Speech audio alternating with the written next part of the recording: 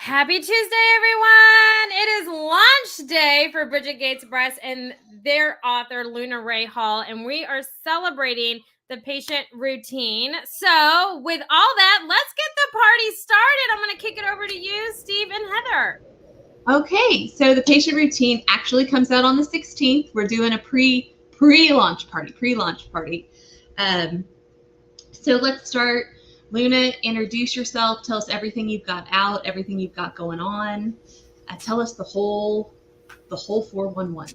People still say that 411? Not really. Okay. I mean, yeah, you can bring it back.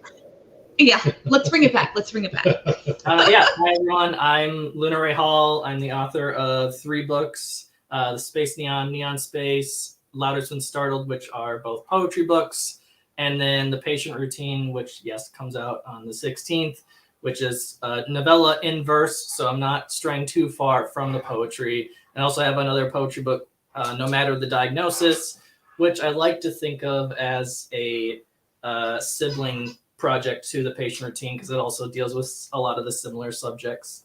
But I'm author, a poet, live in St. Paul, and that's kind of my whole thing. Okay. Oh, Minnesota. I threaten to move to Minnesota all the time. Yeah, we can have our summer house there, and I'll see you when you get back. Yeah. Steve's not a huge fan of winter. It's beautiful in summer, though. I can say it. Yeah. It's gorgeous here. What is your temperature currently? Let me check. Because I'm pretty sure I'm going to be jealous of it. It's 81. Yeah. It's 81? Oh my gosh. We have like a heat index of 104 down here in Texas with a heat index of 115 on Thursday. So I'm going to come visit. Okay. Yeah. I'm going to come visit. Yeah. And it gets like 60s in the morning. Yeah, that's nice. I'd prefer that. So let's talk about the patient routine. One of the things that's kind of been a tradition is I read the part where I wanted to green light the project. And sometimes that causes some disruption in how we do it, because we all agree that we're going to read everything all the way through before we say yes or no, because some things are a slow burn and need the whole buildup. But I green light as soon as I start to hear my mother read the story out loud. So when we were growing up, my mother read to my sister and I, and every night, no matter what, strep throat, laryngitis, had to work a double shift, doesn't matter. My sister and I were merciless. And so I have a tendency, when I really enjoy a book, the voice I hear in my head as the narrator is my mom, even all these years later. And so this was it. And don't laugh. 2:59 a.m. They say our greatest fears are manifested right before we slip into sleep. That twilight period of consciousness, those brief moments when you aren't entirely sure whether you're still awake, when you're most vulnerable. And that was it. Like, I read that and I was like, yep. Green light, let's go. And Steve's like, you cannot be done reading it. And I'm like, well, I'm not, but I know it's green light, go. And I feel very strongly about it. So I'm really excited, because this is our first poetry in verse book. Right. And I am a sucker for poetry. Well, this is our first book about poetry, Period. Yeah. I mean, really, it is. Whether it's a collection or anything. Yeah. Yeah, because all of our other works Elizabeth. All of our other works have, some of them have had poetry. Anthologies have had poetry, but we don't have any that are just poetry. This is our first. So I was really excited to sign this one. So yeah, definitely. Yeah. And I think I'd like to talk about the formatting of the paperback. So Go on. Okay, so one of the things that I think adds to the anxiety of the book and kind of ramps up the horror in the verse is the formatting that's done in the story. And you guys, once you buy it, you'll know what I mean. You'll see it. But it builds the anxiety and leaves you breathless in several spots. And I think good poetry can leave you breathless anyway. But I think in the way that it's formatted, it kind of like it's got a ramp up, and then it kind of squeezes everything until you feel like you can't breathe. And then sometimes you get to take a small breath and then it ramps up again. And I love the friction of it. And I think it adds so much. And I know it's not going to be for everybody. And that's okay. Because sometimes as the publisher, you get to do what you want. So I mean, Luna, I think you did a great job with having the vision about the formatting to also build the atmosphere and the anxiety of the storyline. And I think Steph Ellis did a great job formatting, like, no, wait, not quite this. No, wait, not quite this. Like, she's very patient and very kind and really want to deliver, something that kind of had that anxiety feel in it. Yeah, and I couldn't have imagined doing the formatting myself. I mean, because when I first saw that we were going to do, not just straight line or anything, or maybe some things on the right margin, but it was going to be like, nope, this is one step. It's like, this is above my pay grade. Yeah. And I'm glad we know her. Yeah. For a lot of reasons, but especially that. Yeah. Oh my gosh, we forgot to do introductions for Amy and Mikey. We just skipped Amy right. and Mickey. Yeah. Sorry. No, it's okay. I have a question for you, Luna, as well. Mickey, you're echoing, Mickey. That's why I had you muted. But no, so I don't know if any of y'all, I mean, I'm sure most of y'all know who I am, but I help with the book launches. I get all the fun stuff. I get the book launches, the marketing, the let's celebrate and have fun and party. That's me in a nutshell. And Mickey, I'll give you a brief rundown, and then Mickey, I'll mute myself, and then we'll see if that helps. But Mickey gets all the speaking, you are to be here, fun stuff for him.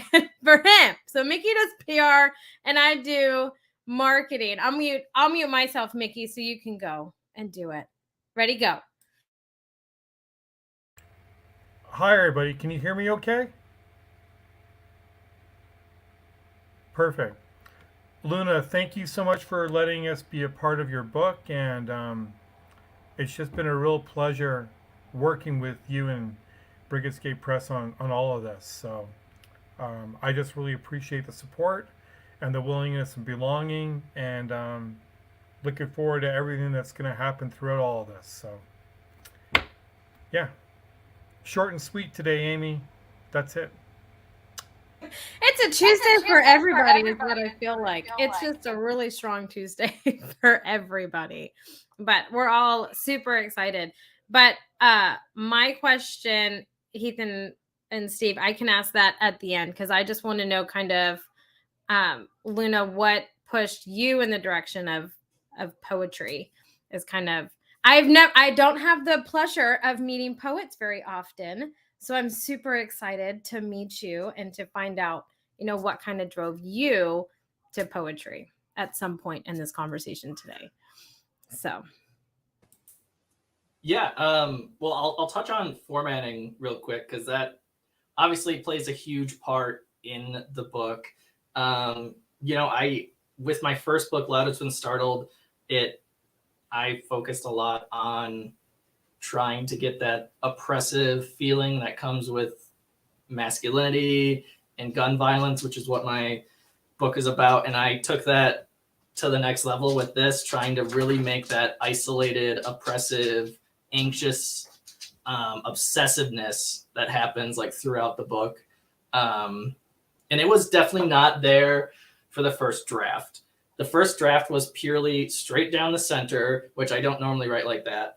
And as I was going through it, I was like, I need to separate these somehow. So then as people who have read it or whatever will notice that, there are some voices that are on the left side of the margin, some that are on the right, and some that kind of go in the middle. And I think that was really important, especially since it was verse, to make those voices different, not just for ease of the story, because I do think it kind of, since it is in verse and it's very poetic, the story does take a backseat at times to the language.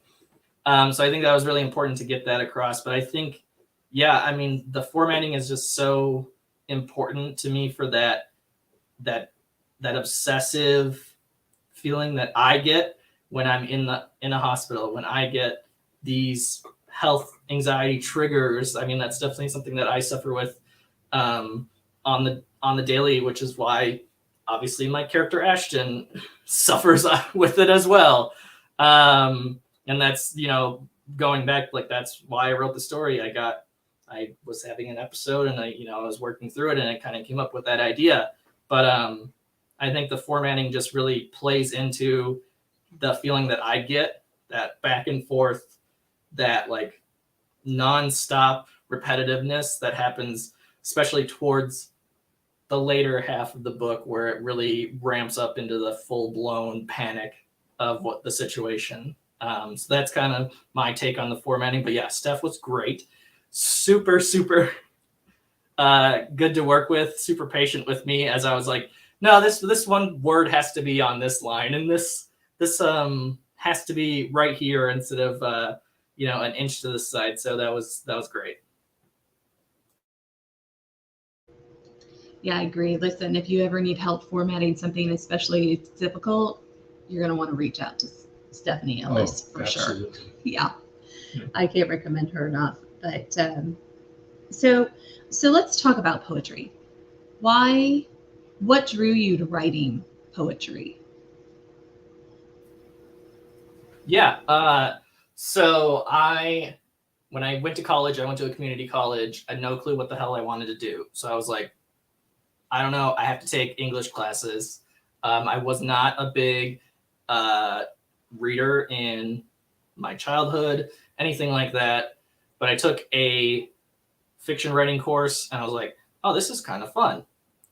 And then I was like, well, I need to take another elective for English. So I took a poetry class and then I was like, oh, now this is really fun. So then I started going with that. I found that I had a knack for poetry. Obviously, I went through the rest of school as a poetry major, got my graduate degree, poetry, and then have just been focused on that since. So it's really just, I don't really know what it is about poetry specifically. I think at this point, certainly my thoughts are just very line focused. Like I can't really write prose, like it just like comes out naturally to me as lines. Like I just think of everything as lines. Even when I'm writing, full sentences, like I'm thinking of like, okay, well, I want to end on a certain word because I need that line break to be a certain way. So I think that's just like naturally how it comes out to me now. And I don't know if was something inside of me or just something I've learned over the last decade. But yeah, I think, for me, poetry just is a very easy way to express a lot of the anxieties and grief that I've experienced in a way that, for me, prose can't. And I think anxiety kind of leads into more about the book, because I think medical anxiety is something a lot of people, we were talking about this before we got started with all the rest of you, but medical anxiety is something that a lot of people experience. And except apparently for me. Right. Like Steve doesn't, like he doesn't mind at all. I will have a breakdown on the way to the doctor's office just for a regular physical. And I mean, like, I scream, I cry, I gnash my teeth, I threaten to open the door on the highway and get out. I mean, like, I put on a full show, just to get a physical. So anytime I have to do anything more than that, I just amp it up. So the topic of the book is something I really identified with. Any kind of mental anguish about medical stuff, I totally get. And I have a tendency to, anytime I'm around someone who like sneezes or coughs, I'm like, oh boy, here we go. I'm going to get strep. I'm going to end up having, it's probably measles. When remember the measles outbreak here in Kansas a couple years ago? And I was just like, well, I'm going to get it. And No, Steve, she turned to me one time and goes, "Why is he coughing?" And without thinking, I said, "Polio." oh yeah. And And I was just that like, was not that taken was very it. well. Like I had a fit the whole rest of the day. And it's like, I do have a lot of disease and medical anxiety, and which is why it's super to be married to you, because you have to go to the doctor all the time. But so it's because the book is really body horror, mental anguish horror. It builds up so much. Yes. And not only just the language, but the feeling and the internal dialogue and the things happening around Ashton, and then the formatting adds to it. It's an easy book to read in one setting if you can take the anguish and anxiety. Like, I read it in several settings because I experienced that kind of anxiety. She had to decompress. Or I was like, I just need to breathe, and then I need to go to bed. And so, but what about you guys, Amy and Mickey? Big medical anxiety? No big medical anxiety? Extreme medical anxiety. Introvertedness. I may not appear it, but social aspects as well. Very, very dark. When I'm on, I can be on, but that's not my preference. And medical stuff, anxiety, all those things. I have it when it comes to needles. Like, I can't do needles. Like, I can let them look at me, whatever. I don't care. We can sit and have a conversation. That's cool.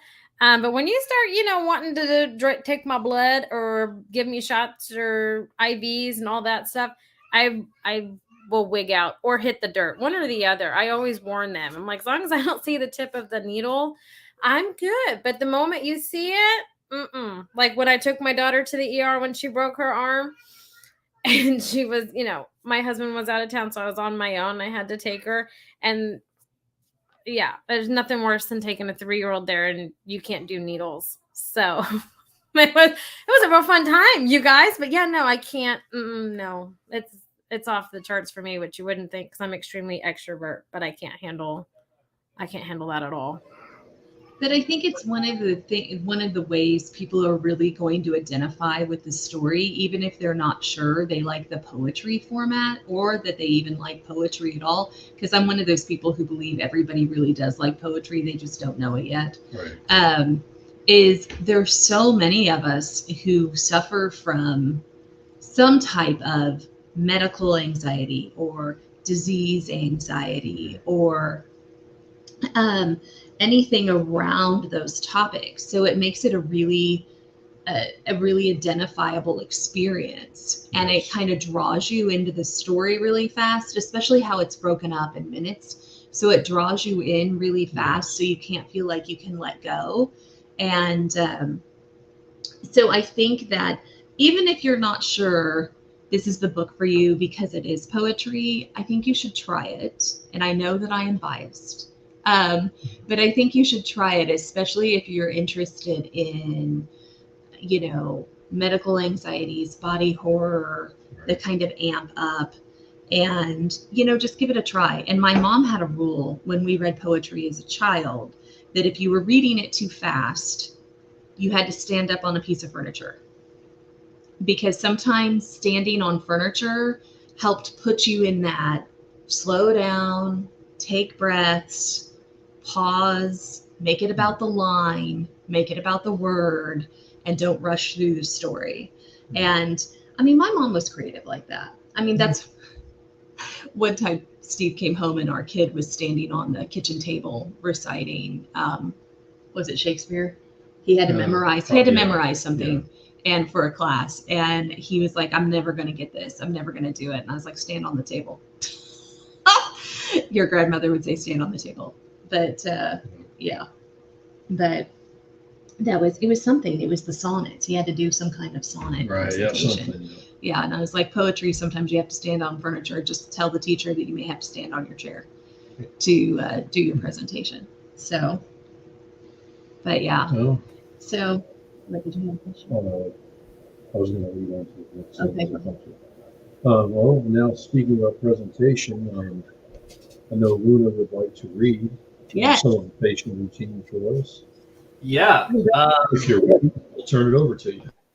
Yeah, you know, surprisingly, I was gonna just read the first couple poems because I guess I've never done, you know, a piece of fiction, so I don't know how it works where you can just like, for me, I'm just like, oh, I'll read a 2-page poem, and it's like, well, that doesn't spoil anything, but I can't really just like go through the book and do that. So I'm just gonna read the first poem that's in here. Which is, you know, surprisingly, the one that Heather said was the one that got it greenlit. It's just the first stanza. So I think that's pretty good for me. Just like right away, I got the thumbs up. So I'm just gonna read that whole thing, and then I can talk about. There was something else that popped into my head too, that I wanted to mention. But 2:59 a.m. They say our greatest fears are manifested right before we slip into sleep. That twilight period of consciousness, those brief moments when you aren't entirely sure whether you're still awake, when you're most vulnerable. People often say they can't fall asleep because they're mulling over worries, their stress, their anxieties, Ashton, tonguing them into a ball in their mouth, little dab of gum chewed to death. Well, I don't sleep either. I don't think of anything in particular, though. I wish I had something to grasp onto, a thought to stall in my mind. The image of my teeth rotting, the festering ooze curling around the enamel, pliers barging into my mouth to pull the impacted culprit, the mastic aftermath. Ashton. But it's just me. In this emptiness, night after night, a monochromatic sea lapping against a monochromatic sky. And no sound or scent or sea air salt, nothingness. A void of me and my body. Hyper aware of every little thing. I don't think the body should be this focused on itself. We aren't supposed to feel our heartbeat like this. Our brain should suppress all the tiny pangs through our body that don't warrant a single thought. But I'm different. I'm constantly thinking of every inch of me, every little spasm and movement and dullness and cleft and pulse and drift and blur and sting and hollow, infilling, accumulating shit. And it's like someone forgot to flip off my switch and then removed it entirely. There hasn't been a day that I'm not in this constant state of awareness. Ashton. Every detail of my body repeating over and over, feeling the way an eyelid sits over the eye, feeling the way my toes, one toe really makes a cracking noise when I move it, feeling a sting under the thumb, the way my cock is a little hard, the shaved itch on top of my feet, the prick in my ear, the prick in my other ear, the prick in my armpit, the sharp prick along my spine, down the small of my back, and Ashton. What? Stop monologuing. You aren't worth it. Eventually, I fell asleep. So that's thank you. That's the first poem, and I actually pulled up when I was like, oh, I would like to read. I pulled up the first draft of it, and I was just wondering if I could read the very first draft because it's very different of just that first poem. To see how far it came. Yeah, let's do it. Let's Absolutely. do it. Yeah. So you can tell it's at a different time. Big change. It's at 4:28 a.m. And then I awoke, skin drenched in a pre-dawn sweat, a nightmare saturated over the field of night sky, mortared into an anxious arrhythmic pattering, a thumping, a throbbing within the skin, a fear that something much worse may be lingering deep within the blood, a bed of rot. So that was the first, just first total draft. And that's kind of how I did the whole book, is just drafted the whole thing. And another fun fact about the book is that it was actually like a cryptid story at first, where there were like cryptids in the hospital, and that was kind of relating the various diseases to cryptids. That didn't work out, obviously. And I think it's much better now. So yeah, so those are the old version, new version of the first poem. So Right, the poor character person. I agree. It does create a lot of, oh gosh, what can I do? What can I do? Oh, I'm talking too quietly. Yeah. That's a rarity. But so I feel like, one, I didn't know it had started so differently. Like you can really see how it changed and morphed into something else. And I love the voice of Ashton because I feel like it's so true. You know what I mean? When you find yourself monologuing, especially in the middle of the night, you do get to a point where you're like, oh, shut up. Nobody cares about this or you. Just enough with yourself. And I mean, I hope a lot of people do that. It just occurred to me that maybe a lot of us don't, but some of us do. I do it at least. Yeah, some of us do. Where you just get sick of your own voice in your own head. And so, I mean, I just go back to poetry well done is so relatable. Yeah. You know, and poetry well done in horror is phenomenal. It's phenomenal because it explores all of the things that cut us, that we don't want to cut us and we don't want to admit that cut us. And I think that that's one of the best parts of the book. Yeah. Don't you think? It's the, Yeah. because the language, man, the language buildup is a killer in this book. I can't wait for you guys all to read it. Oh, absolutely. Well, and you know, I think in many ways, horror as a genre itself does that. It really digs Yeah. deep into, you know, what makes you afraid, what cuts you, what hurts you, what makes you scream, what makes you cry out in the night. But poetry, just by the nature of its rhythm and the beats and everything, I think just really adds to that, ramps it up even more. Mm-hmm. And I'm glad to see there's the trend of more and more. It seems like every year there's more dark poetry collections on dark people that are writing dark poetry, and I hope the trend continues to grow. Me too. I'd like to see it really blow up because I think there's such a huge hole for it right now. I do. And I'm hoping your book inspires others to. Me too. You know, Yes, to same. venture. I will not stop writing horror poetry. Good. All right. Good. Yes, because I think we need more of it. So, what else we got? Anything else? Is there anything else you wanted to talk about? Anybody? I have a question, if I can. First and foremost, what I just heard, Luna, was incredible. And a guy like Jim Morrison would be extremely envious of you right now. Just want to say that. Secondly, I'm wondering if you did any kind of level of research in formulating the words on the page around the mental aspect or the medical aspect within that. And if you didn't, that's okay, but I'm just curious because it's very, very detailed what you wrote and what you read. So just curious about that. Yeah, so the answer is kind of yes and no. So I didn't do any additional research, but because of my health anxiety, I have spent years searching and Googling and doing research on my own for like my own ailments.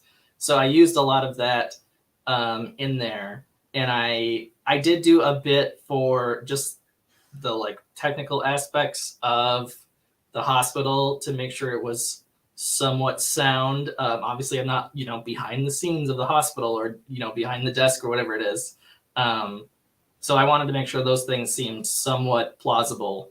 But in terms of the ailments and illnesses that manifest in the story.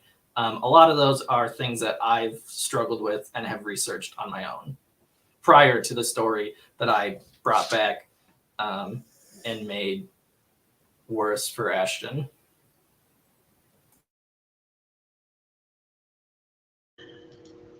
All right. Well, I think that wraps it up. So the book comes out on the 16th. You can still get the ebook for 99 cents for a few more days. We'll probably run the sale through Monday. And the paperback, well, you know, Amazon, the paperback could actually go live tomorrow. So keep checking. You never know. You may get to purchase it before the 16th. Yeah. Everything works out. The paperback should be available the same day. It will be on Amazon. I'm confident of that. Yeah. It might be a day longer before it hits other markets. Yeah. Before it hits Ingram. It's all on its way. It should all be up and running this week. We've only had one time where the paperback launched at the same time as the ebook in the whole history. They either come a day early or a day late. Well, and we had someone who got pirated, and that was exciting, and slowed some things down for a week. So that was good stuff. But knock on wood, no more pirates. That was so fun, Heather. I just want to say that was a blast. I had so much fun yelling at people on your behalf. It was just so fun. Anyways. I tried to get a pirate flag right, to fly outside the house. Mm-hmm. And because at one point, one of the book people suggested that I had pirated the work. And I was like, well, I'm the publisher. But if I'm going to be a pirate, I'm going to insist on a ship and a flag. So, yeah. Would we like to end? I was going to suggest maybe we end with Luna, if there's something you'd like to say to everyone who's going to be reading your book, who's pre-ordered it, who might read it. If there's anything you'd like to say to your fans, you know, as we close here. Your fans. You've got a lot.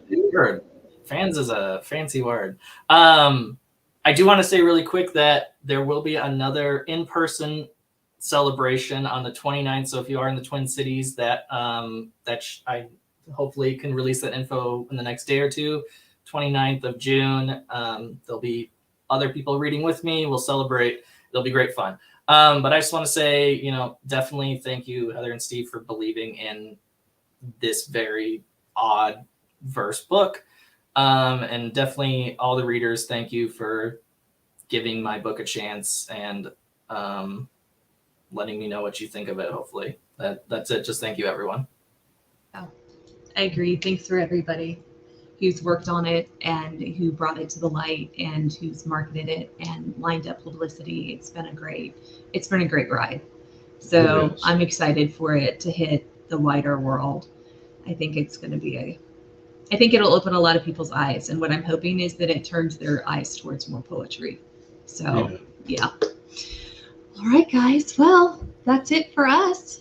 Thank you, Mickey and Amy, for hosting us. Yes. Thank you for reading and for sharing the original draft. I love to explore works in progress. So, yeah, it's fun. I love that. All right. Well, that's a wrap for us, everybody. Make sure that you go and pre-order your copy, grab your copy on the 16th. But until next time, bye, everybody.